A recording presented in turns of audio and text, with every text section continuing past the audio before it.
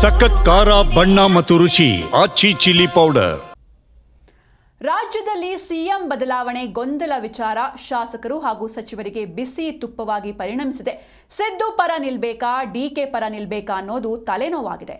ಈಗಾಗಲೇ CM DCM ಪರ ಇರುವ ನಾಯಕರು ಅವರವರ ಪರ ಬ್ಯಾಟ್ ಬೀಸಿದ್ದಾರೆ. ಹಾಗಿದ್ರೆ ಕೈ ನಾಯಕರು ಏನಂದ್ರು ಬನ್ನಿ ನೋಡೋಣ. ಮುಂದೆ ಡಿಕೆ ಶಿವಕುಮಾರ್ ನೇತೃತ್ವದಲ್ಲಿ ಚುನಾವಣೆ ಮಾಡಿಕೊಂಡು ನಾವೆಲ್ಲ ಒಟ್ಟಿಗೆ ಕೆಲಸ ಮಾಡಿ ಮೆಜಾರಿಟಿ ತಗೊಂಡ್ಬರೋಣ. ಅವಾಗ ಅವರೇ 5 ವರ್ಷ ಮುಖ್ಯಮಂತ್ರಿ ಆಗಲಿ. ಚುನಾವಣೆಗೆ ಹೋಗೋಣ ಅಂದ್ರೆ ಏನಂತ ಅರ್ಥ ಅದು? ಯಾಕಾಗ್ತದೆ? ಯಾಕೆ ಮಾಡ್ಬೇಕು? ಅಲ್ಲಲ್ಲ, ಅವರು ನೋಡಿ, ಯಾವಾಗ್ಲೂ ಸಿದ್ದರಾಮಯ್ಯನವ್ರನ್ನ ಎಲೆಕ್ಟ್ ಮಾಡೋದು ಯಾರು? CLP ಅಲ್ವೇನ್ರಿ? CLP ನಲ್ಲಿ ತೀರ್ಮಾನ ಆಗಬೇಕು. ಯಾರು CLP ನಲ್ಲಿ ಸಿದ್ದರಾಮಯ್ಯನವರು ರಾಜೀನಾಮೆ ಕೊಡ್ಲಿ ಅಂತ ಯಾರನ್ನ ಕೇಳಿದಾರ? ಯಾರಾದ್ರೂ ಕೇಳಿದ್ರೆ ಹೇಳಿ.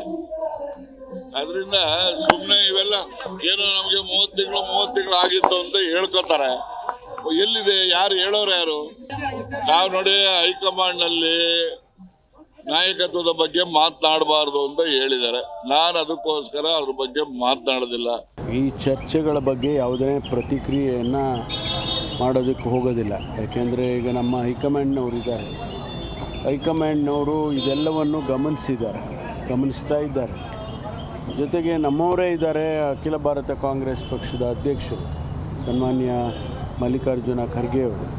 ಅವರಿಗೆ ರಾಜ್ಯದ ಪ್ರತಿಯೊಂದು ಬೆಳವಣಿಗೆ, ರಾಜಕೀಯ ಬೆಳವಣಿಗೆ ಅವರಿಗೆ ಗೊತ್ತಿದೆ. 50 ವರ್ಷದ ಸುದೀರ್ಘ ರಾಜಕಾರಣವನ್ನು ಮಾಡಿರ್ತಕ್ಕಂಥವರು ಮಲ್ಲಿಕಾರ್ಜುನ ಖರ್ಗೆ ಅವರು ನಮ್ಮವರೇ ಆದದ್ರಿಂದ ನಮ್ಮ ಎಲ್ಲರ ಮನಸ್ಸುಗಳು ಅವರಿಗೆ ಬಹುಶಃ ಅರ್ಥ ಆಗಿರ್ತದೆ. ಹಾಗಾಗಿ ನಾವು ಯಾವುದೇ ಪ್ರತಿಕ್ರಿಯೆಯನ್ನು ಮಾಡಿದರೆ ಅದರಿಂದ ಯಾವುದೇ ಉಪಯೋಗ ಕೂಡ ಆಗೋದಿಲ್ಲ. ಇಲ್ಲ, ಏನಾಗಿದೆ, ಈ ಒಂದು ಸ್ವಲ್ಪ ಇತ್ತೀಚಿನ ದಿನದಲ್ಲಿ ಸ್ವಲ್ಪ ಗೊಂದಲ ಸೃಷ್ಟಿಯಾಗಿರೋ ಸರಿಯಾಗಿದೆ. ಮುಖ್ಯಮಂತ್ರಿಗಳನ್ನು ಬದಲಾವಣೆ ಮಾಡೋದು, ಇನ್ನೊಂದು ಮಾಡೋದು ಅಂತ ಏನು ಸುದ್ದಿ ಹಬ್ಬಿಸಿದ್ದಾರೆ. ಇದರಲ್ಲಿ ನಮ್ಮ ರಾಜ್ಯ ಸರ್ಕಾರದಲ್ಲಿ ಇವತ್ತು ನಾವು ಯಾರು ತೀರ್ಮಾನ ಮಾಡೋದಂತ ಅಲ್ಲ. ಇದು ರಾಜ್ಯದಲ್ಲಿ ಯಾವುದೇ ತೀರ್ಮಾನ ಮಾಡೋದಾದರೆ ಖಂಡಿತ ಮುಗಿಸ್ಬಿಡ್ತಿದ್ದೀವಿ. ಇದು ಕೇಂದ್ರ ನಾಯಕರು, ಇದು ಅವರಲ್ಲಿರೋದು, ಕೈಯಲ್ಲಿರೋದ್ರಿಂದ ಕೇಂದ್ರ ನಾಯಕರೇ ಅದನ್ನು ಬಗೆಹರಿಸುವಂಥ ದೃಷ್ಟಿಯಲ್ಲಿರೋದ್ರಿಂದ ಈ ಮುಖ್ಯಮಂತ್ರಿಗಳ ಇದನ್ನು ಯಾವ ರೀತಿಯಲ್ಲಿ ಬಗೆಹರಿಸೋದು ನನಗೆ ಗೊತ್ತಿಲ್ಲ. ನಾನು ಹೇಳೋದಷ್ಟೇ, ರಾಜ್ಯದ ಜನರಲ್ಲಿ ಗೊಂದಲ ಸೃಷ್ಟಿಯಾಗಿದೆ. ನಮ್ಮ ಪಕ್ಷಕ್ಕೂ ಸ್ವಲ್ಪ ನಮಗೆ ಹಾನಿಯಾಗುವ ಪರಿಸ್ಥಿತಿಯಲ್ಲಿರೋದ್ರಿಂದ ಆದಷ್ಟು ಬೇಗ ಈ ಗೊಂದಲಗಳನ್ನು ಪರಿಹರಿಸಬೇಕು ರಾಜ್ಯದ ಇದು ಕೇಂದ್ರದ ನಾಯಕರು ಅನ್ನೋದು ನಂದು ಒಂದು ಮನವಿ ಇದೆ. ನಾವು ರಾಹುಲ್ ಗಾಂಧಿ ಅವರಿಗೆ ಭೇಟಿ ಆಗಿಲ್ಲ ಅಂದರೆ ಮೋಹನ್ ಭಾಗವತ್ ಅವರಿಗೆ ಭೇಟಿ ಆಗ್ತೀವಿ. ನಾವು ಬಂದು ಡೆಲ್ಲಿನಲ್ಲಿ ನಾವು ರಾಹುಲ್ ಗಾಂಧಿ ಅವ್ರ ಜೊತೆ ಏನು ಚರ್ಚೆ ಮಾಡಿದ್ದೀವಿ ಅಂತ ಬಂದು ನಾವು ಮುಖ್ಯಮಂತ್ರಿಗಳಿಗೆ, ಉಪಮುಖ್ಯಮಂತ್ರಿಗಳಿಗೆ ಹೇಳಿಲ್ಲ ಅಂದರೆ ಕೇಶವ ಕೃಪಾಗ ರಿಪೋರ್ಟಿಂಗ್ ಮಾಡಲಿ. ನೋಡಿ, ಬ್ಯಾಂಗ್ಳೂರ್ ಟೆಕ್ ಸಮಿಟಿಗೆ ಅವರಿಗೆ ಆಹ್ವಾನ ಇತ್ತು ಮಾನ್ಯ ರಾಹುಲ್ ಗಾಂಧಿ ಅವರಿಗೆ. ಅವ್ರು ಬರಲಿಕ್ಕೆ ಆಗಿರಲಿಲ್ಲ.